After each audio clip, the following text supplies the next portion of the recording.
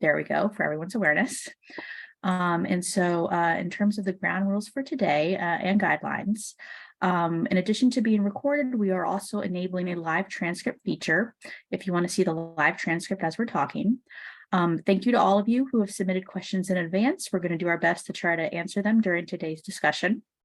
We'll also be taking questions via the chat feature in Zoom. You can find that on the right-hand side of your screen.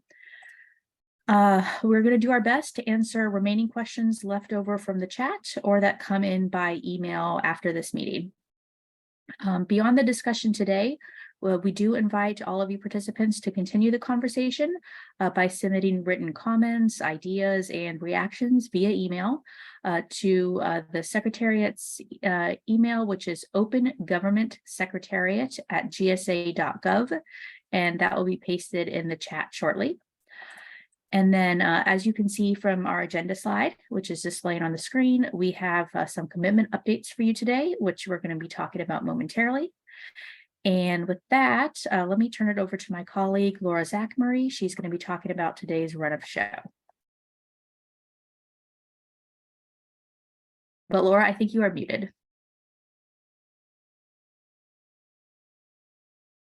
Too many tabs up, y'all. Okay, no problem. So let's get started. So we just wanted to introduce ourselves really quickly as we will be facilitating this today. So hello, my name is Laura Zachary. I am actually filling in for my boss, Dan York, who has been around for the past couple meetings, but he is the Director of IT Data Transparency here at GSA, specifically in the Office of Government-Wide Policy.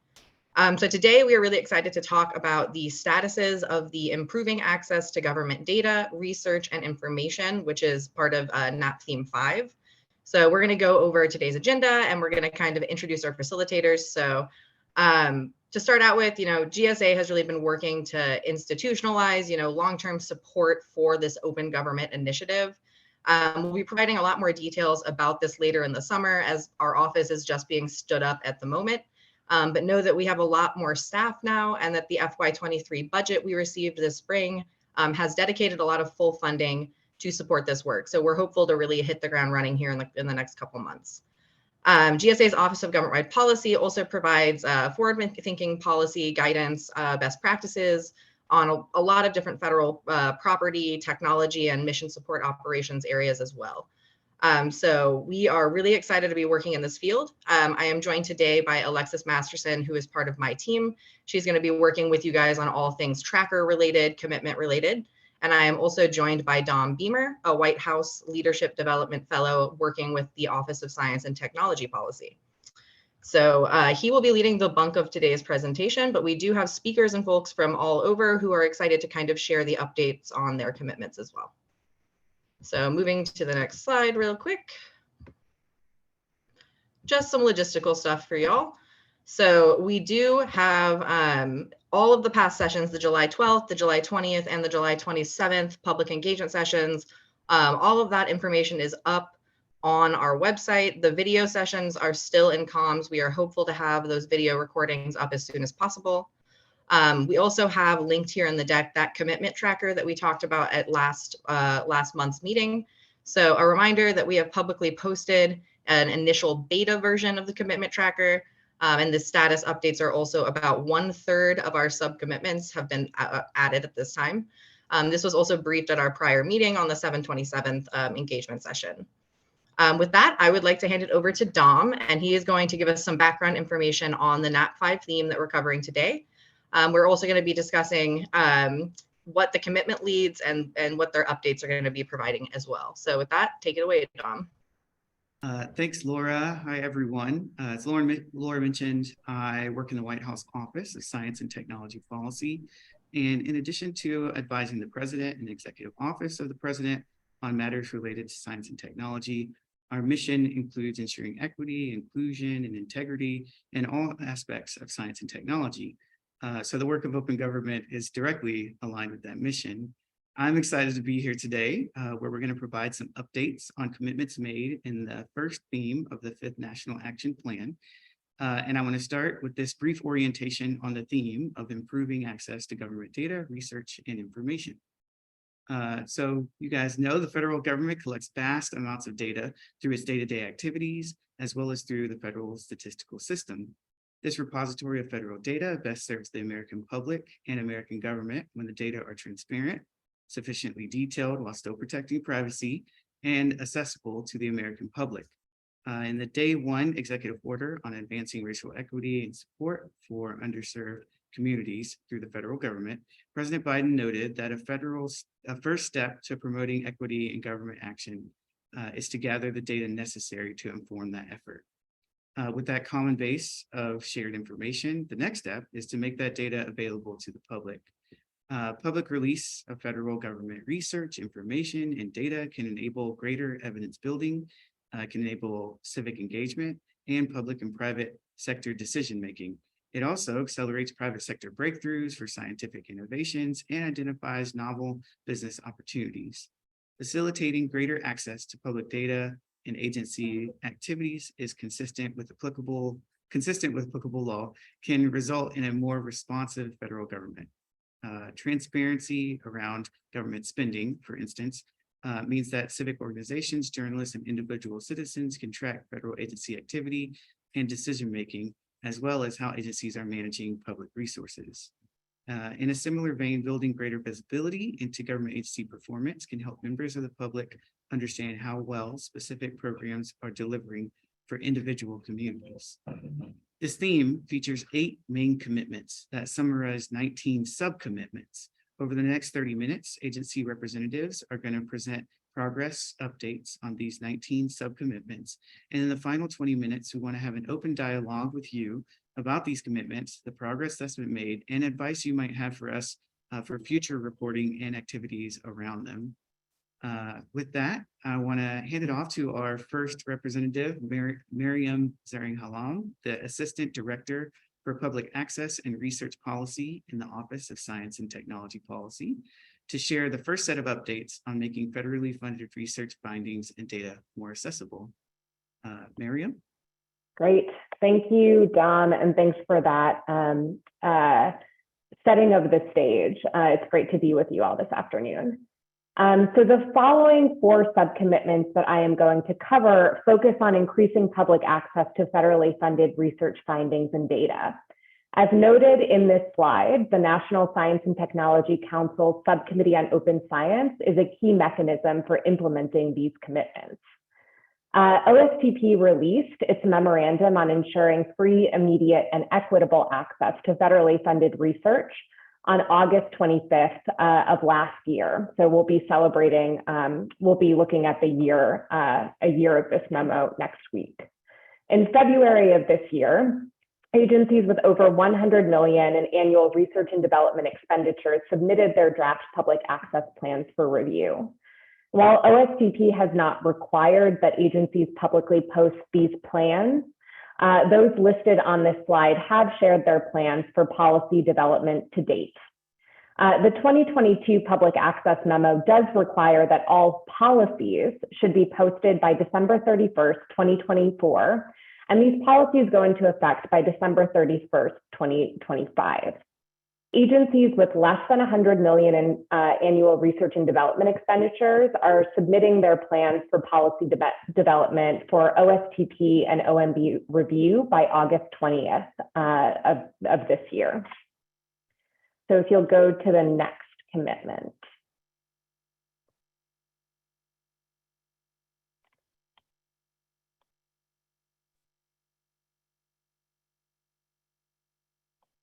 Could you slide down?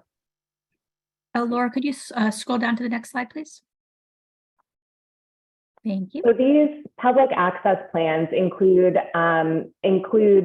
expansions that permit researchers to include reasonable publication costs and costs associated with the submission, curation, management of data, and special handling instructions as allowable expenses in all research budgets. If you go to the next commitment. So progress towards this commitment to award more grants to early stage researchers was propelled by the declaration of 2023 as a year of open science. Several activities for that initiative center on engaging early stage researchers and researchers from historically excluded backgrounds.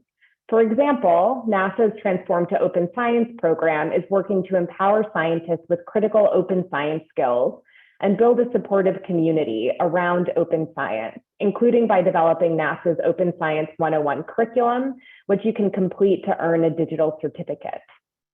And if you'll go to the final commitment.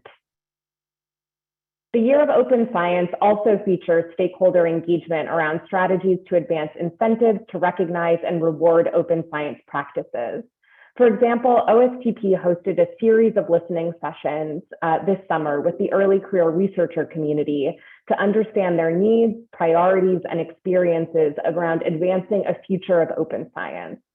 Over the course of those sessions, we heard many ideas around how we might better reward open, equitable, and secure sharing of research outputs, and better support resources and training needed to advance openness in the future.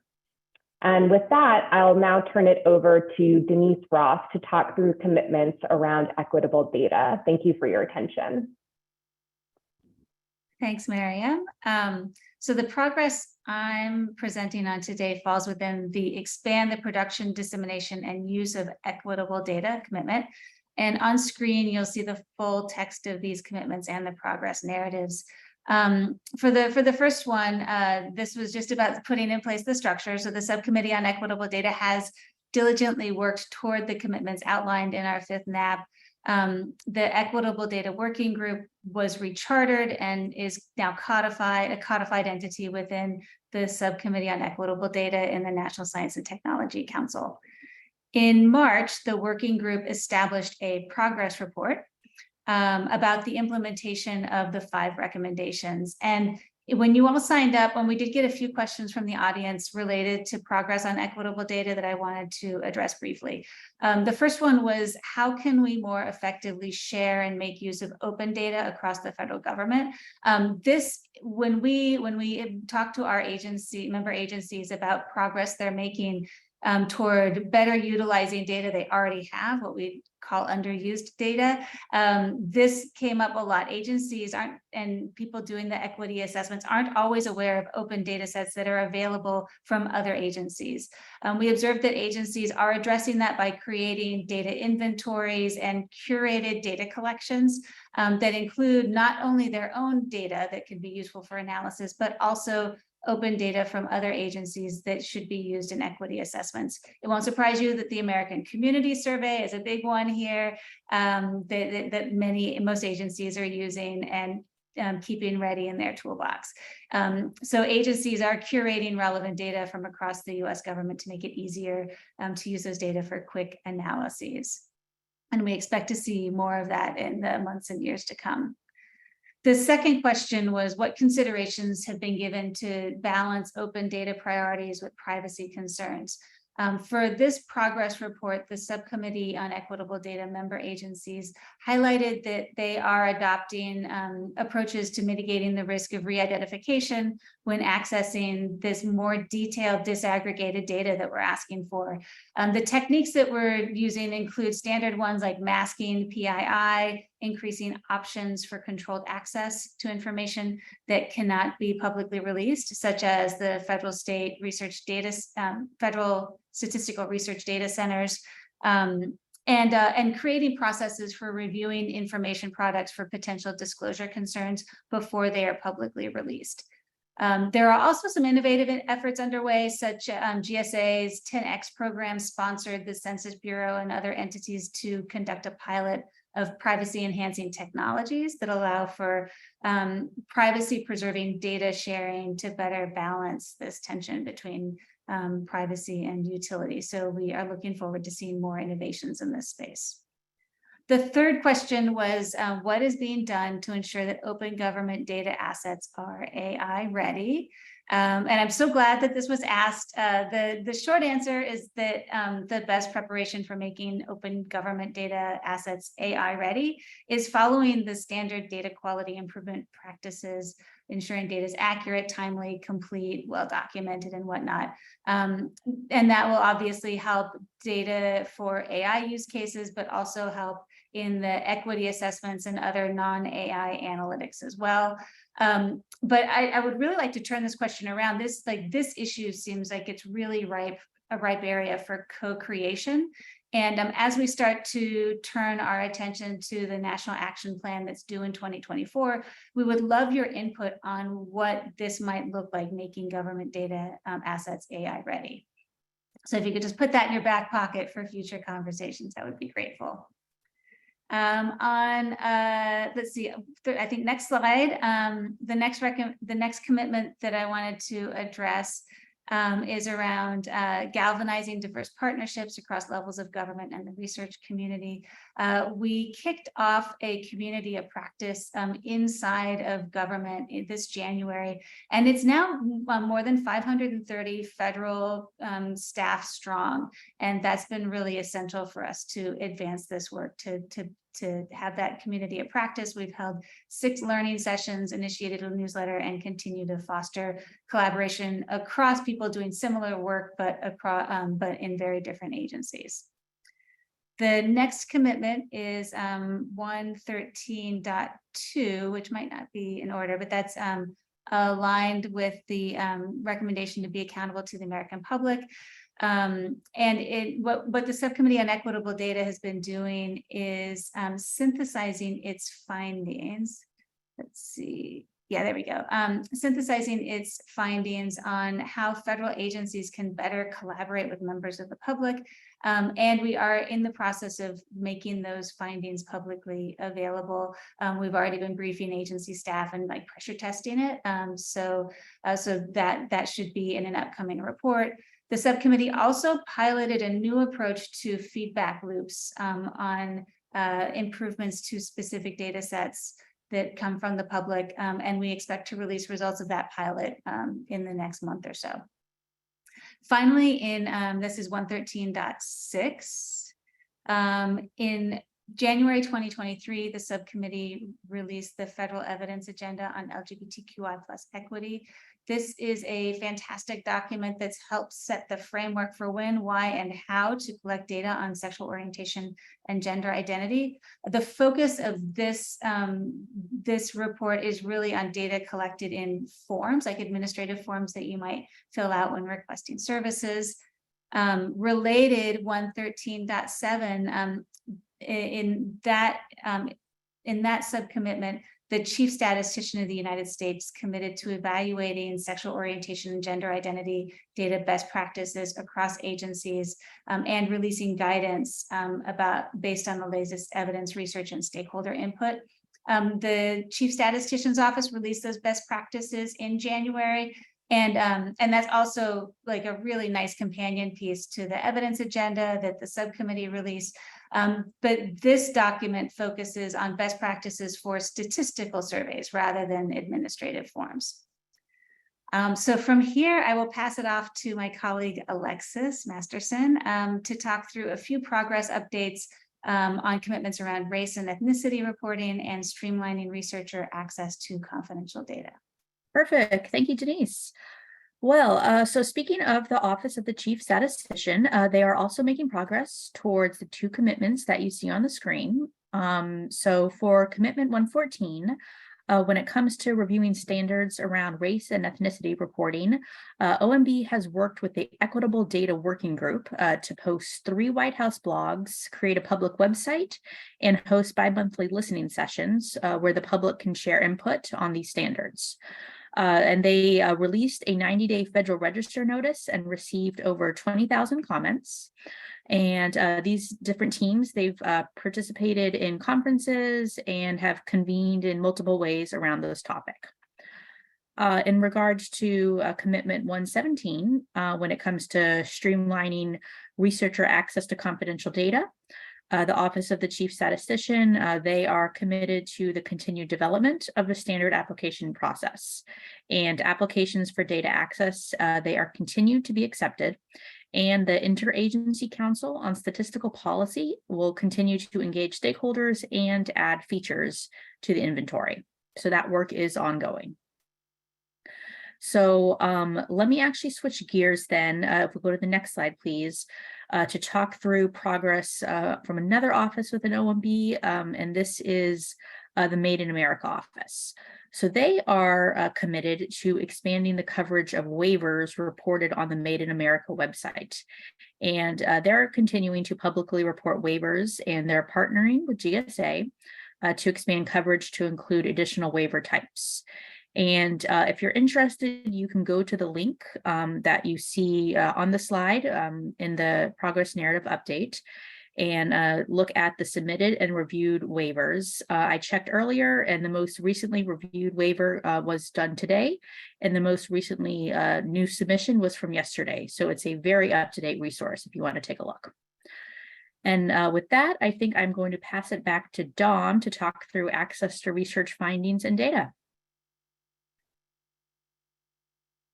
Hi, actually, we're gonna move on to expanding access to National Archives. I believe Jill is on the line from NARA. Hi, Jill. Jill is the Director of Digital Engagement at the National Archives and Records Administration. Glad to have you here. Thanks, Don. It's great to have the opportunity to be here and share with you today some of the work that the National Archives and Records Administration is doing in this area related to open government and expanding access to our nation's records to increase access to resources for democracy and understanding history and holding government accountable. So the key initiatives that we have underway that we are tracking for this project relate to, first, the National Archives catalog. We committed to improving the catalog with a next generation catalog experience over a 2-year period, launching a new site and really enhancing searchability and access to digitized records by implementing a new optical character recognition, or OCR tool, and that really improves searchability at a keyword level within the documents.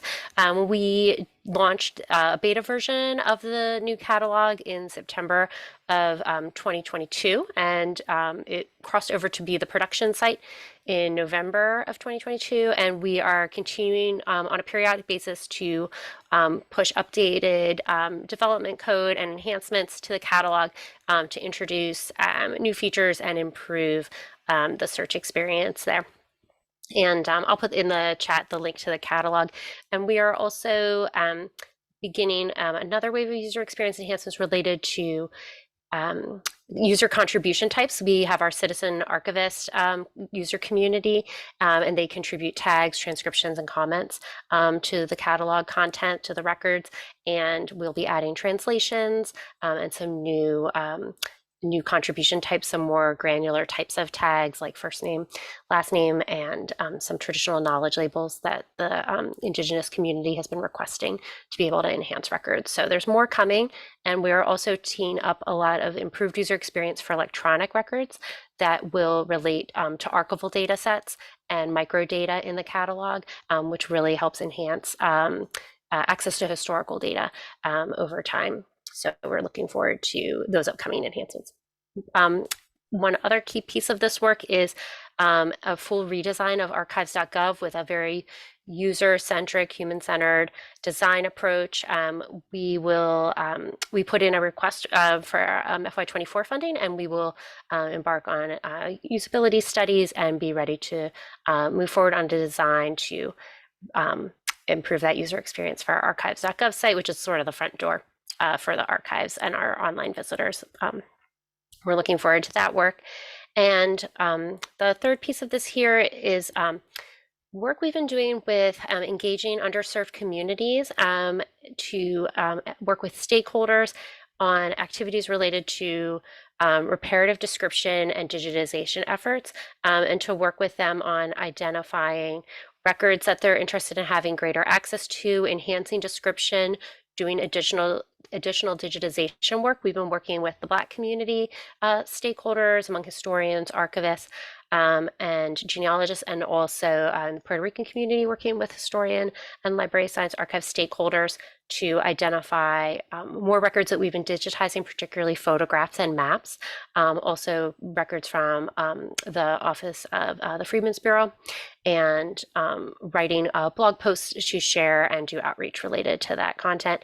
More work is coming with additional communities that will be engaging in the future, and it's been a great opportunity to connect with stakeholders in these user communities and really help get their input on the records that would be most meaningful to them to increase access and enhance access, and really enhance that description so that it's easier to discover and share these records. So I'll drop some links in the chat for these resources, and I'm happy to answer questions as well. And so at this point, I'm not sure, Dom, do I hand it back to you? Yeah, I'll take it. Thank you, Okay. Jill. Yep.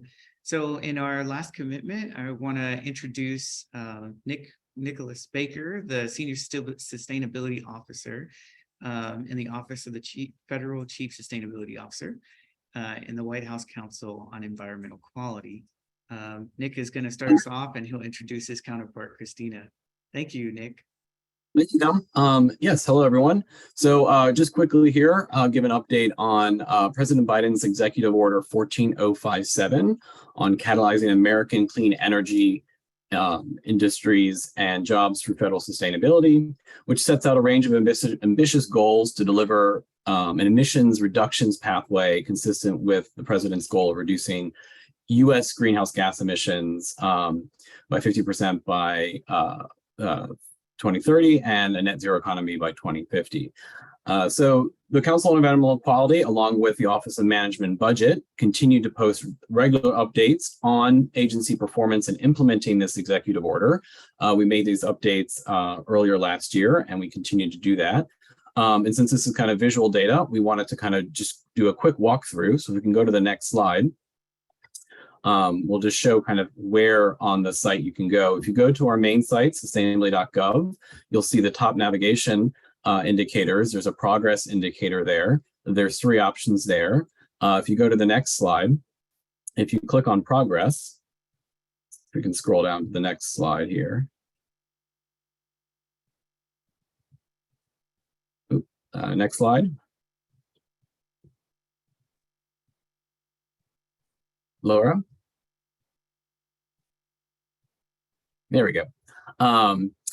This will take you to there's 2 options here. You get government-wide progress and agency progress. And if we go next slide again, government-wide progress, again, shows you the top line indicators that we're tracking: greenhouse gas, energy, water reductions, investments. These are interactive graphs. You can find historical data back until 2003 in many cases, in exploring the data and filtering. In addition, we provide the source links to all the public data sets where this data is collected and resides.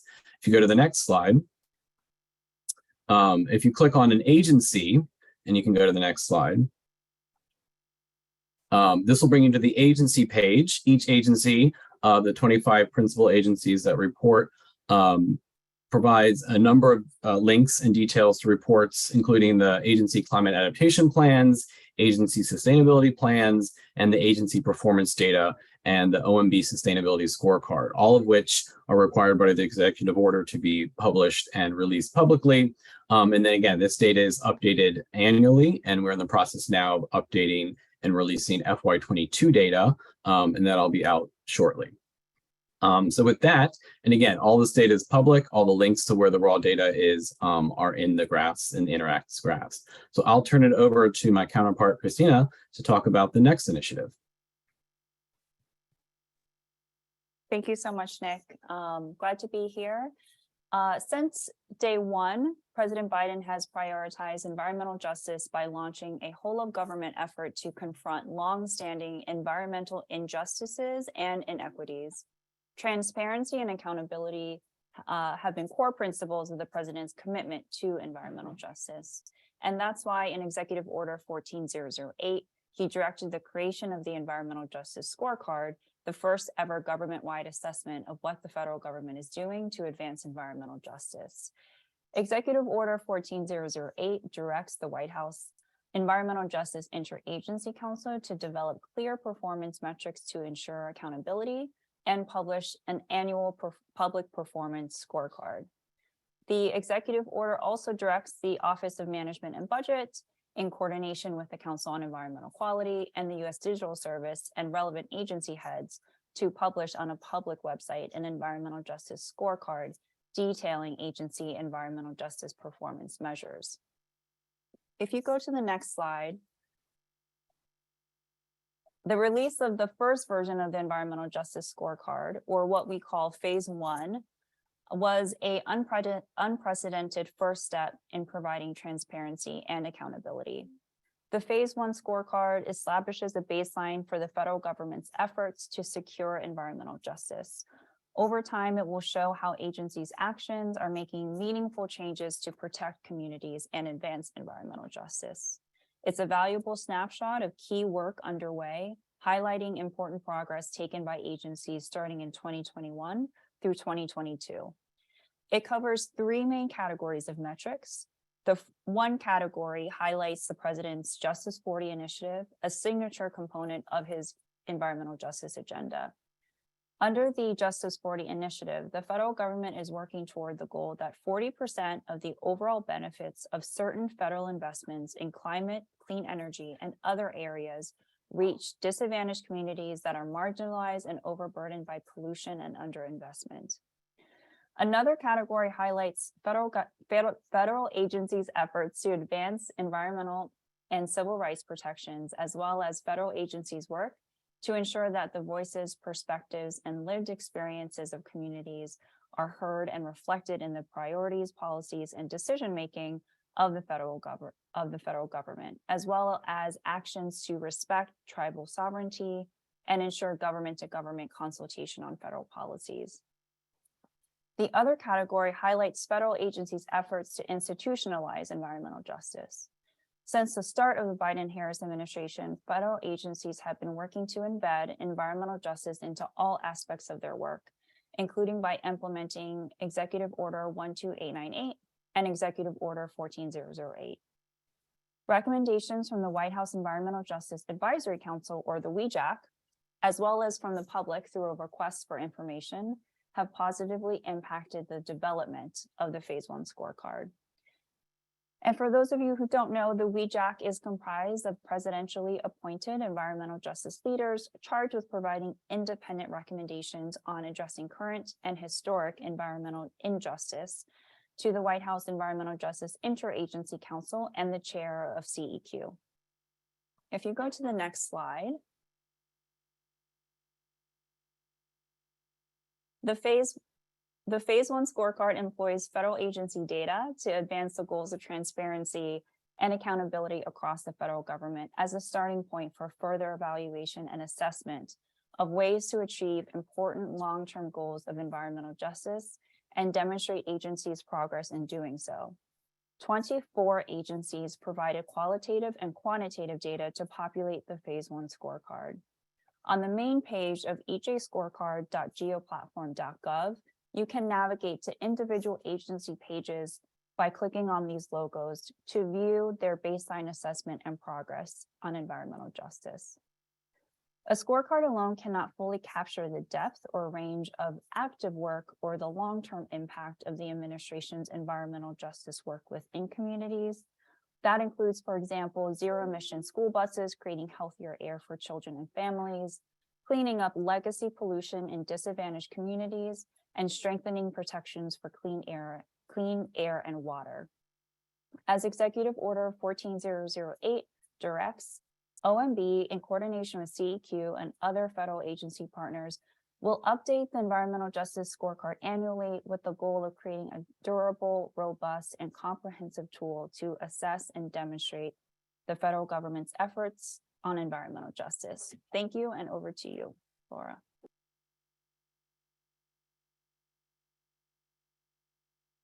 Just got to get off mute. Thank you guys so much. Those were excellent updates. We appreciate all of you guys that came in to do the speaking engagement and all of that. That was a lot of work, and we appreciate you coming out for this. So with that, we would like to open up the floor to questions and answers.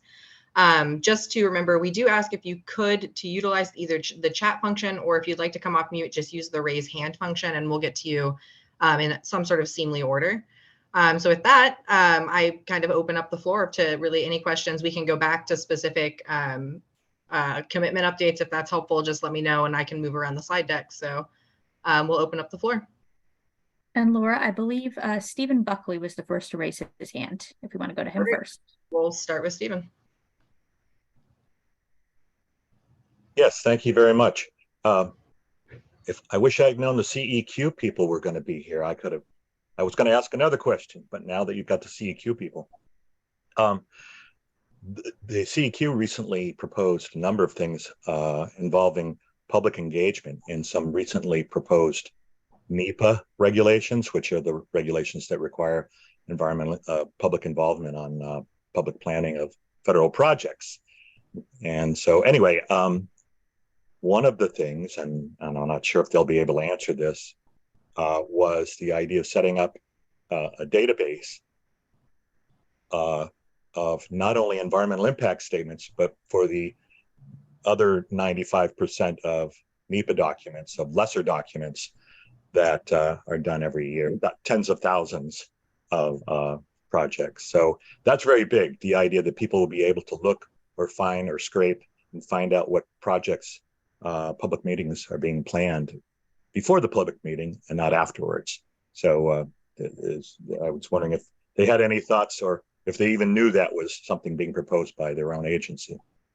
Thank you.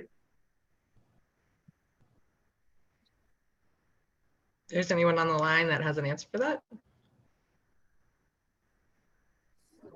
Yeah, I think at this point, that's not something that my office or program nor Christina's would be able to speak to, but that's something we can bring to our NEPA partners.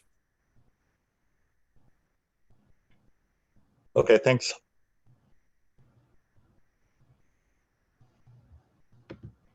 Okay, I think we have Verda Olenka, I think was on the line. Verda?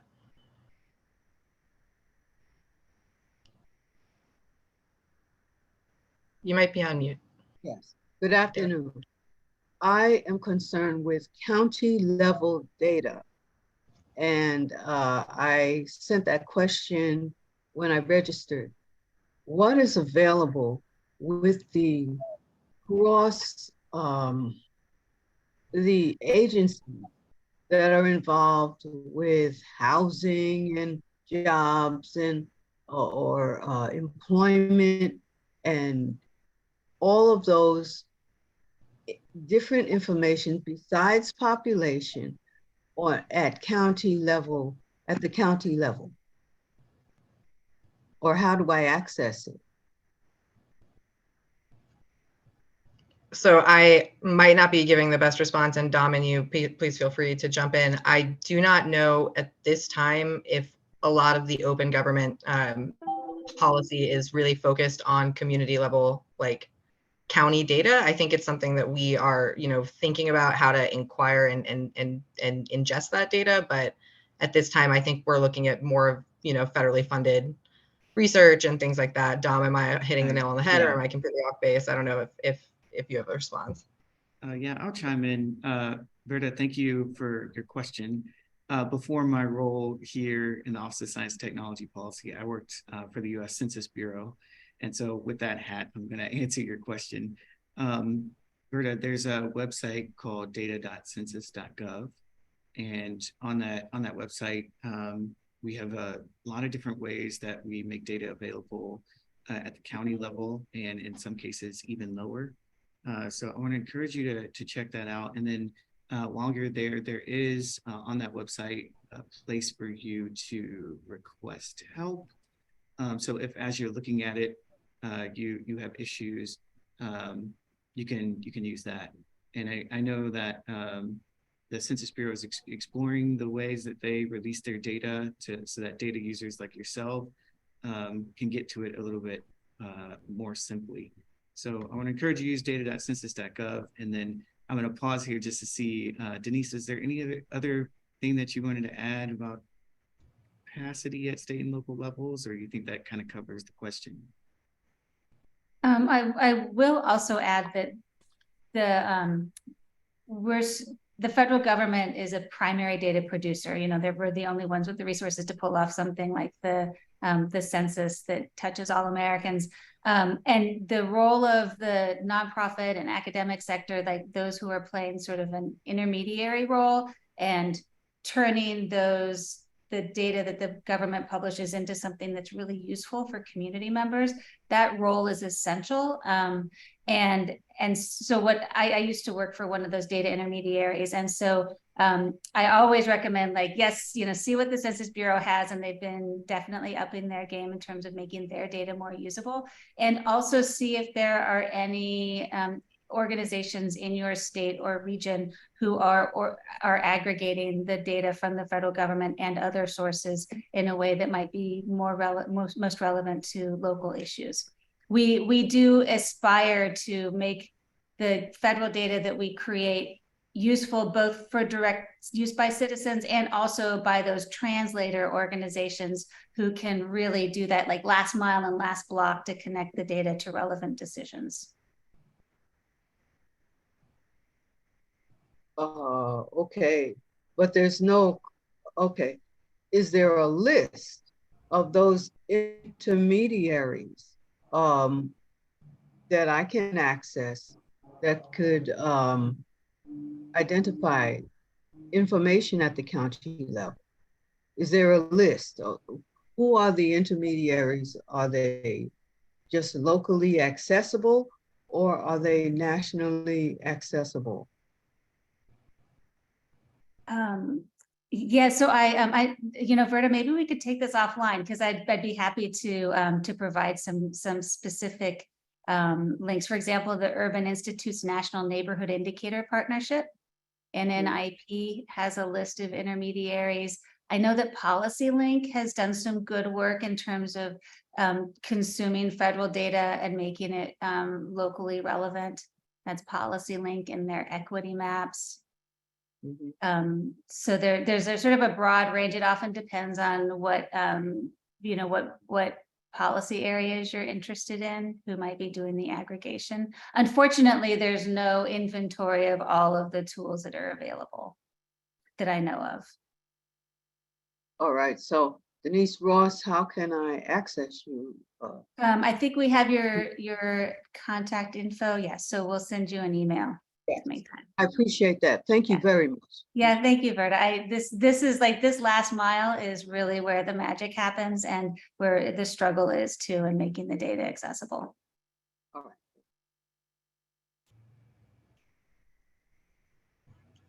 Okay, I think up next is Alex Howard. Hi, thank you so much. Appreciate these updates. I had a couple questions. One is for one of the commitments that's relevant to public access to accountability data, specifically the accountability database that the Department of Justice was supposed to launch back in January. That is in one of the commitments, which I've linked in chat. Can you offer an update in the progress and when we can expect to see a database of federal police officers? And might that be tied into a revival of the police data project that some of you may be familiar with or even have worked on in previous administrations?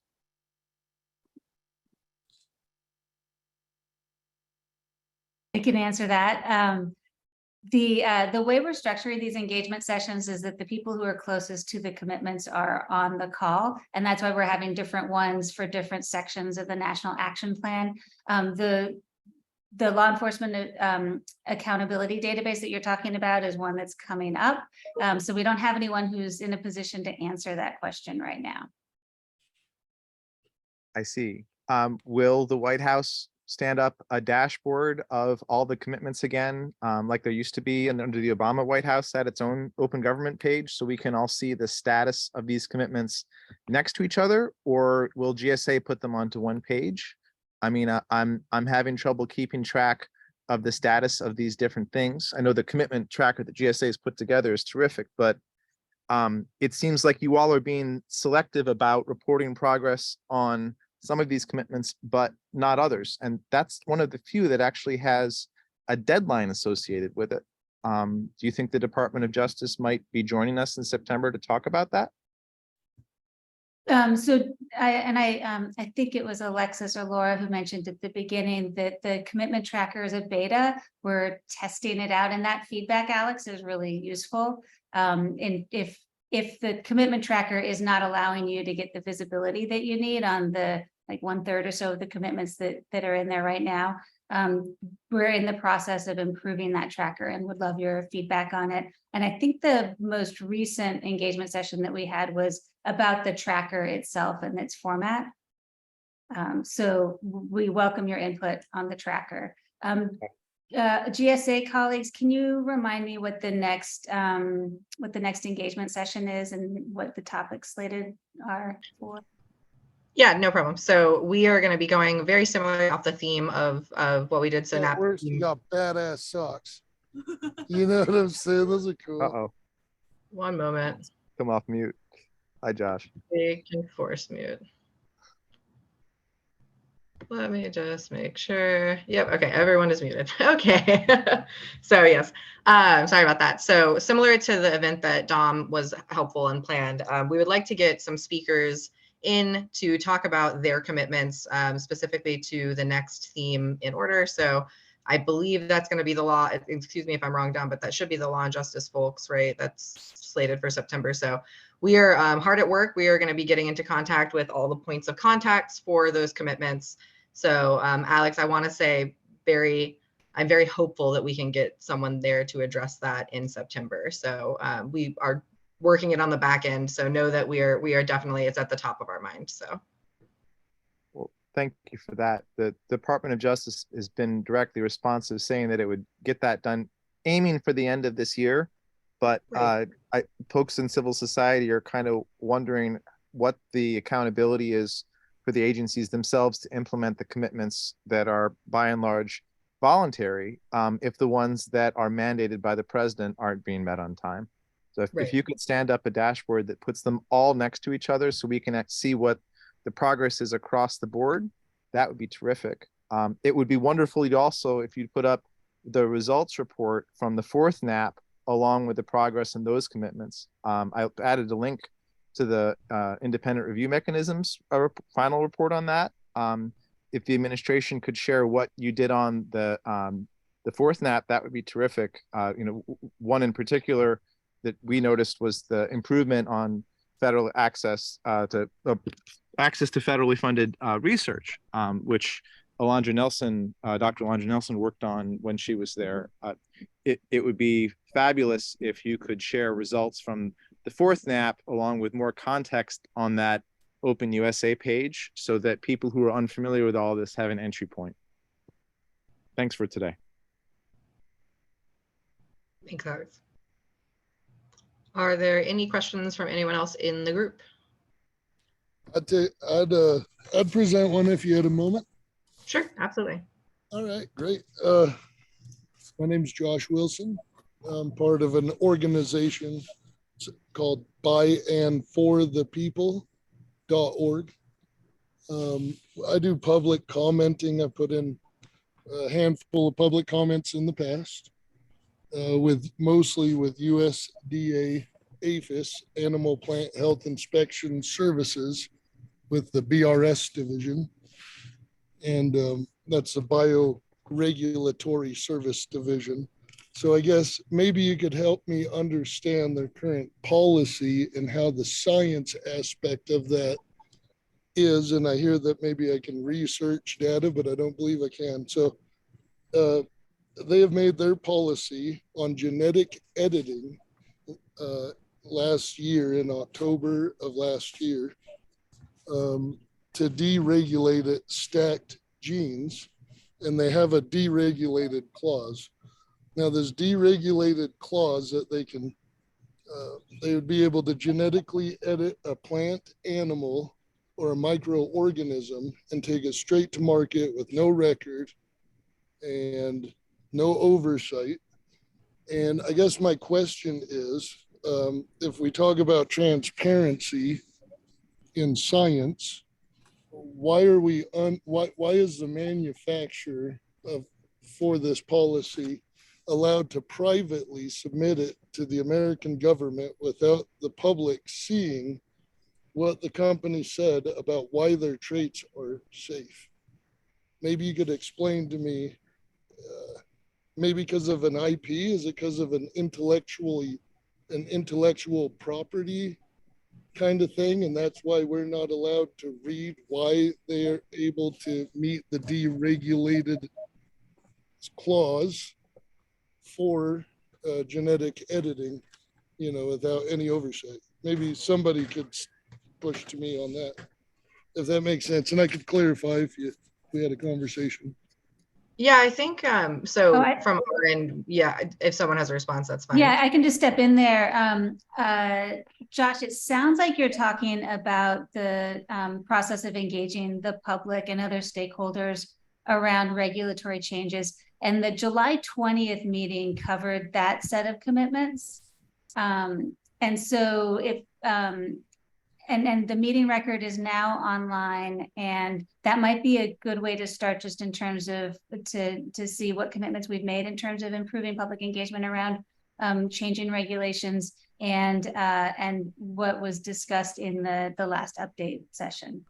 Okay, maybe somebody could send a link. I'll look for July 20th and review that, and I appreciate that. Okay, yeah, it's at open.usa.gov, and then there's the schedule of 2023 engagement sessions. Pop up in the little thinger. Okay. That. So what might a person be able to do to, if I do not agree with the policies, what kind of tools might I be able to have that I could try to spotlight this situation that has no news coverage on it, nobody talking about it? And it's the future. So science, right? They even say in the deregulatory, in the clause, that they do know that this stuff is transgenic, meaning it could blow into the environment. However, they don't think a lot of people are going to do it. But the truth is, the new, I bet you will see an environmental emergency come up, and they are going to put a lot of money into climate change, like sagebrush that are drought resistant, or trees that don't burn as quick. And these are going to have IP, intellectual property patents on it. And as far as I can tell, there's no way to read anything about the genetic editing thing that goes between the manufacturer and the government. And that's my biggest concern, because it could be, it's environmentally a problem. And Josh, I want to just pause you right there. So I totally hear you on the processes for the public engaging around regulatory issues. None of us on the call right now are regulatory experts. So I encourage you to check out what was discussed on July 20th and the commitments that are in the National Action Plan. And if your issue isn't covered, we'll, when we start engagement for the next National Action Plan, if this would be a ripe area to continue improving around the regulatory engagement process. So I appreciate. As one last quick follow-up, I put in a comment on this, a public comment in a response on paper, and it's not included in the download. If people want to read other people's public comments, could I have you address that and get it put in and available so other people can read about the details of this situation? So right now, if I put in a comment, it puts everything out there, and I just want it to be public. And I noticed it's not in the download when you do it. Maybe you could update your file for the public comments that were submitted regarding this. Yeah, GSA team, let's take that under consideration for follow-up. Well, I mean, it's a public comment, and it should be public. And if anybody else wanted to read it, it's on our webpage, byandforthepeople.org. I advise everybody look into it and have more integrity in governing. Thank you for your time. Thank you, Josh. All right, bye.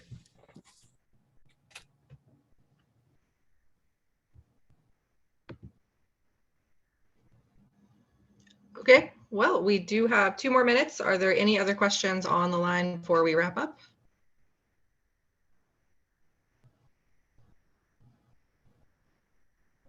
Okay.